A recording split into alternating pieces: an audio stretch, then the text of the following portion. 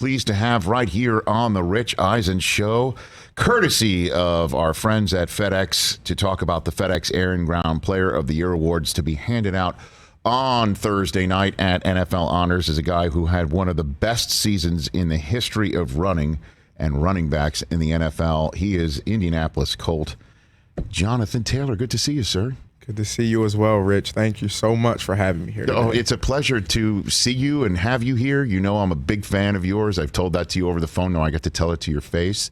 Even though, here's what I'm going to do on this program. As you can see, I've got the Rich Eisen Show mug right here.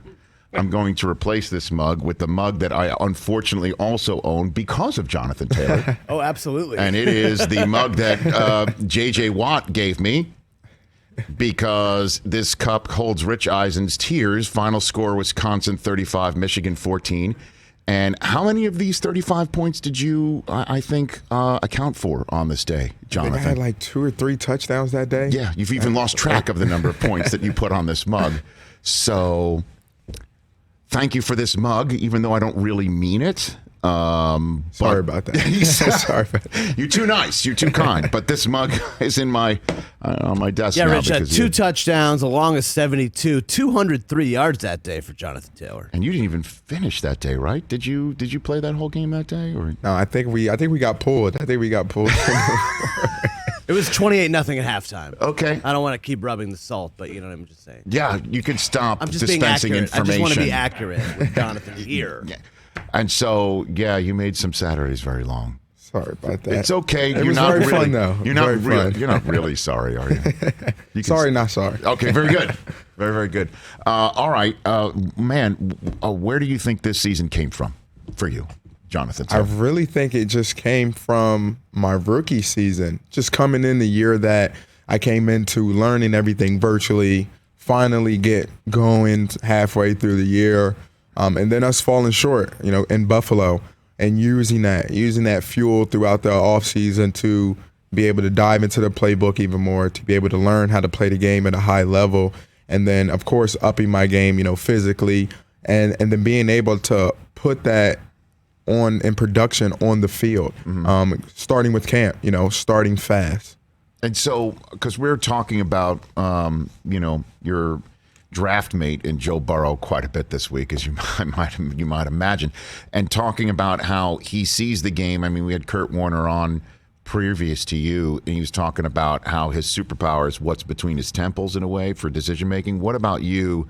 You just said about learning the game and getting to know what to do. How did you get from your rookie season to this season based on that? So really it was the help from the veterans in the locker room. Like I mentioned, our rookie year was COVID year. We all learned. We didn't have any OTAs, anything of that nature. Right. The rookies just came in during camp, guns blazing. So having the veterans being able to help me out and have me focus and learn on what to do my rookie season, and then adding on top of that going into my second year, now I don't have to worry as much about that. It's really, how do I do these little things at a high level? Those little bits and pieces of knowledge that the veterans give me to be able to incorporate that. When you don't have to think about, okay, what did I just learn over the course of these past few months?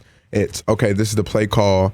Okay, now let me see what the defense is giving me, and how can I take my game to the next level? What can I manipulate based on what the defense is showing me? Interesting. Which one, do you have a moment or a run this year? You had so many of them in where this is something you're prideful to mention that I saw or I could see and I did.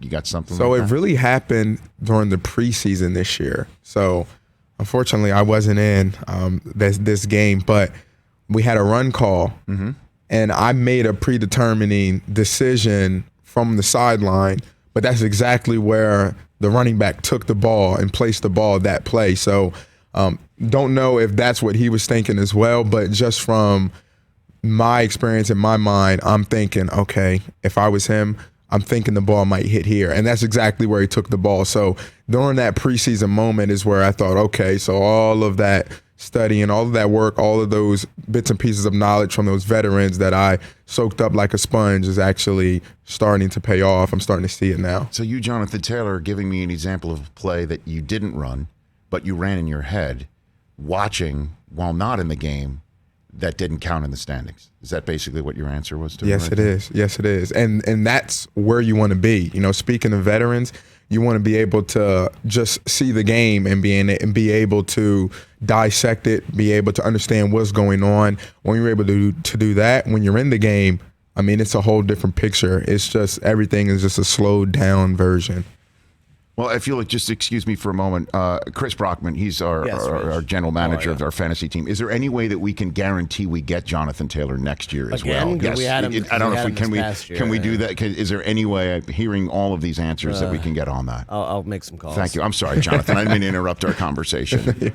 How many fantasy league owners or team owners come up to you and say thank you for your season? My God, so many. I mean, I never realized until I got into the NFL, you knew fantasy football was a big deal. You played fantasy. Did you play it? Or? I've never played it. Okay. But you knew, people played fantasy. It's a fun thing to do. But until you get into the NFL and realize how serious it can get, like the fantasy teams are what they are living for during the football season. They're like, I need to win every single week.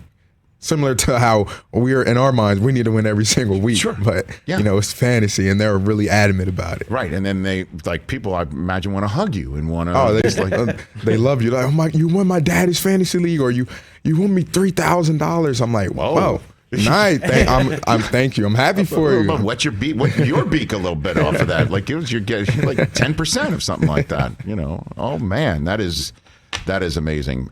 So it's you, Nick Chubb, and Joe Mixon for FedEx Ground Player of the Year. And Mixon's in the Super Bowl, huh? Do you know these guys at all? Or? I do. I know Nick Chubb very well. And Joe Mixon, I've gotten to meet and know over the course of these past 2 years. I mean, you just look at the way those guys run, it's insane. I mean, Nick Chubb, just a natural pure runner, being able to just take it the distance, a strong runner as well. And then Joe Mixon, I mean, you guys are seeing it on display this year. I mean, he's able to do everything. He's able to run strong. He's able to break tackles. He's able to have those subtle, decisive cuts. I mean, those are two.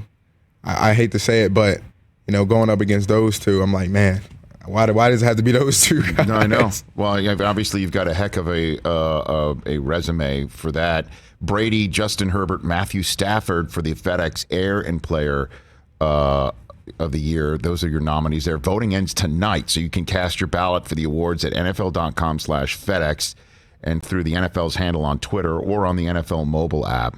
And the neat thing is FedEx is going to donate $20,000, right? Yep, $20,000 to an HBCU. That is awesome. Just being able to have an opportunity to be a part of that is something that I'm truly thankful and honored to be a part of, because it's just something that everybody deserves an opportunity, no matter where you go to school at. So being able to have that opportunity to be a part of that is something that I really feel good about. Okay, Jonathan Taylor here on the Rich Eisen Show. So you're from New Jersey, yes, right? Sir. Okay, where in New Jersey are you from? So I'm from South Jersey. Exit 1, Salem, New Jersey. The exit 1, very good. Exit 1.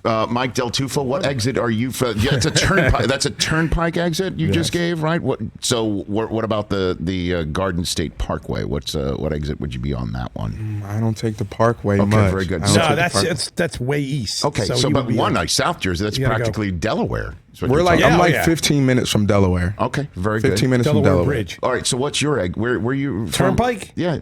What? 13W. Okay. 13, I believe 13W. Well, I'm from Staten Island. That's 13 as well. Yeah, so. you go the other way. Yeah, right. Well, Yep. Yes, I go into the New York side of things. So what's your town again? What's your hometown? Livingston. No, My sister lives in okay. Princeton, so she's down near you. Now, you hear how he sounds. How come you don't sound like that? It's that South Jersey. So a lot of people from it's Philadelphia, that's South Philly area. So I'm like 25 minutes, maybe 30 minutes from Philadelphia. So you have no accent at all, not even a Philly accent. It's kind of weird. We're in that weird space because we're not Philadelphia. We're still Jersey, right? But we're not North Jersey. Correct, where you sound like him. Yeah. Okay. So it's weird. And then you're not Delaware. I mean, we're not Delaware. We're not Delaware. Okay. Did you see you got the Delaware. hackles up there? So how did you get to Wisconsin? Is it because there's that Ron Dane pipeline or something like that? But also Corey Clement. Okay. who's from Glassboro. That's right. So I'm like right down the street from him. We're like also 25, 30 minutes from Glassboro. Okay. So me being in 8th grade, seeing him terrorize South Jersey, then having success at the University of Wisconsin, and then ultimately me getting that opportunity, that offer, doing my own research, finding out it was a top 20 academic institution, because I always loved learning. So I always wanted to push myself off of the field, but then I also was able to push myself on the field against top players in the country. So that was kind of a deal breaker. So where else could you have gone? What were your other options? So I had the opportunity to go to Rutgers, Boston College. I had the opportunity to go Ivy League as well, which was really tough. Just because you go to an Ivy League school, your chances out of school are very high to be successful. And like I said, I was always in tune. I loved learning, so being able to push myself off the field, that was almost a no-brainer. But I felt like the University of Wisconsin gave me both options. Once I sat down for those 2-3 days and did a ton of research and saw it was the top 20 academic institution, I thought that's what I need there. I'm trying to retroactively get you out of the Big Ten. Which Ivy League schools were knocking on your door? So I had the opportunity to go to Harvard, and I had the opportunity to go to Yale. How about them apples? So, you could have gotten I can't imagine you in the Ivy League would have been just. It was a tough decision. No. I know, but I'm talking football wise. Yeah. You in the Ivy League would have been just like a cheat code, I would think, because you were in the Big Ten. So I can only imagine that would be the case in the Ivy League. I try not to think about myself in Ivy League too much, because then I'm like, man, I definitely had a chance to go Ivy League. And then I'm like, man, the University of Wisconsin gave me a great education and a great experience on the field. I'm like, I made the best decision. I'm sure that's also a nice campus to be a big man on as well. The campus is beautiful. In Wisconsin. Oh, my gosh. Yeah, I know. Beautiful. At the terrace, on the lake. Oh, my gosh. What did you get your degree in there? Philosophy. Huh. Yeah. Okay. Philosophy major. What do you philosophize about? So I really loved ethics and applied ethics, because really those are things that you can really have day-to-day real life examples and really critically think about. Okay. Very good. I'm philosophizing again about you not being in the Big Ten at all, but unfortunately that happened. Rich, the Ivy League rushing record is 4,715 yards. And who's that person? Jonathan, a guy named Ed Mariano. Oh, no. Dude, he was on Hill Street Blues. He was an actor. Yes. A guy named Ed Mariano. There you go. Ed Mariano. Jonathan rushed for 6,174 yards in Wisconsin. It would have been, instead it was Michigan Blues, that was unfortunately for me. Untouchable record. I know, very good. Yes. So Jonathan, in between us has been our friend Vince this entire time. I don't know if you've noticed this trophy that's sitting to your left. You can't miss it. Okay. You can't miss it. What would it mean for you to pick this thing up and win it one day for you? I mean, that would be everything. That's why you play the game. You play the game to hoist that above your head, kiss it like it's one of your own. I mean, that's why you play the game, man. And that's why you have those long days in the off season, those early mornings.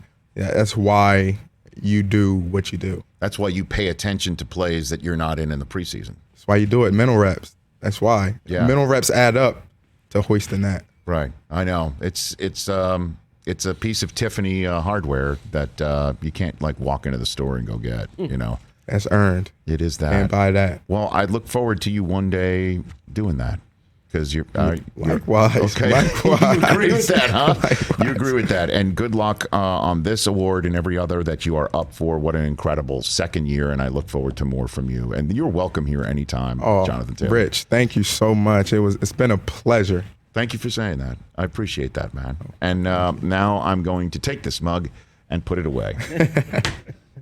Oh my gosh. J.J. Watt was so smug about it. I guess he put the smug in mug. I mean, he was just like, it's coming, you're going to get it, and be prepared. Yes. And interestingly enough, it's funny that he, for a right-hander, it puts the score right there on the camera. And normally JJ's being accused, it's all about him. So for lefties, it's about him, and for righties, which I am, there's the mug right there. Thank you, Jonathan Taylor. You be well. You go forth and you keep doing it. So thanks for coming on. Thank you so much, Rich. You got it. Jonathan Taylor right here on The Rich Eisen Show. Hey, you watched all the way to the end. Thanks for that. Watch more right here.